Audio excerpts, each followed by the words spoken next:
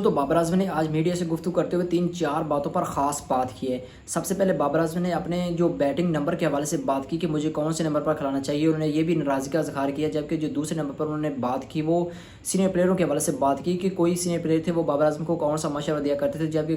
कोई senior player थे वो कौन सा मशवरा दिया करते थे। लेकिन जो तीसरी बात बाबर आजम ने की वो पेशावर ज़ल्मी की हैज़ कप्तान के हवाले से की है कि बाबर आजम के जो कप्तानी के में पेशावर ज़ल्मी खेल रही वो किस तरह की परफॉर्मेंस मुस्तकबिल में दिखाएगी। तो सबसे पहले बात करते हैं बाबर आजम के नंबरिंग के हवाले से। बाबर आजम ने आज मीडिया टॉक करते हुए कहा है कि मेरी परफॉर्मेंस का जो सबसे ज़्यादा ख़राबी का मसला है वो नंबरिंग का है, और पाकिस्तानी टीम में मुझे कभी मिडल ऑर्डर में खिला दिया जाता है, कभी T20 में मिडल ऑर्डर में खिला दिया जाता है, कभी वनडे में ओपनिंग के तौर पर खिलाया जाता है, कभी मुझे मिडल ऑर्डर के बाद खिलाया जाता है, कभी 4 नंबर पर, कभी 5 नंबर पर, जिसकी वजह से मेरी बैटिंग ख़राब हुई है। ये कहना गलत ना होगा कि बाबर आजम ने ये बात सच कही है, क्योंकि बाबर आजम 2021 और 22 के T20 जो कप थे वहाँ पर ओपनिंग कर रहे थे। जब 2023 का जो ओडी कप आता है वहाँ पर बाबर आजम को ओपनिंग के तौर पर फ़खर जमान के साथ भेज दिया जाता है, और जैसी T20 कप 2024 पाकिस्तान जाता है जहाँ पर बाबर आजम को मिडल ऑर्डर के बाद चौथे नंबर पर भेज दिया जाता है, क्योंकि जो फ़खर जमान थे, उस्मान खान थे और जो सैम अयूब थे वो पहले पाकिस्तान के पास 3 ओपनर थे, और पाकिस्तान क्रिकेट बोर्ड ने ये सोचा कि इन तीनों को पहले खिला के बाबर आजम को बाद में खिलाया जाए,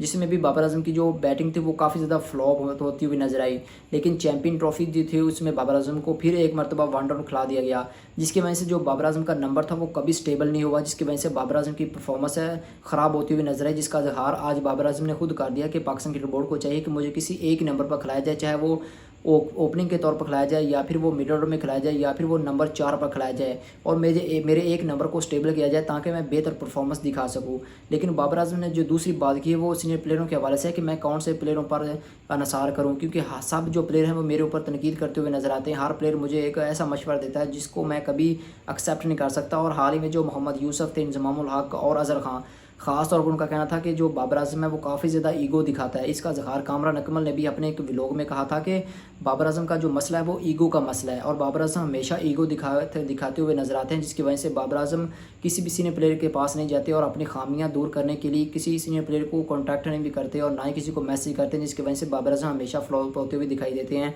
इस पर बाबर आजम ने आज खुलकर इज़हार करते हुए कहा है कि मैं कौन से सीनियर प्लेयर के पास जाऊँ, क्योंकि सभी मुझ पर तनकीद करते हैं। जबकि पेशावर ज़ल्मी के हवाले से उन्होंने बात किया है कि पेशावर ज़ल्मी में मैं जैसी परफॉर्मेंस अच्छी दिखाता हूँ पेशावर ज़ल्मी जीत जाती है,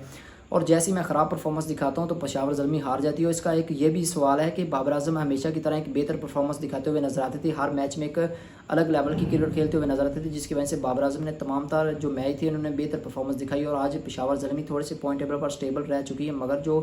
3 पेशावर ज़ल्मी ने मैच जीते हैं वो तमाम के तमाम बाबर आजम की परफॉर्मेंस के बलबूते पर जीते हैं।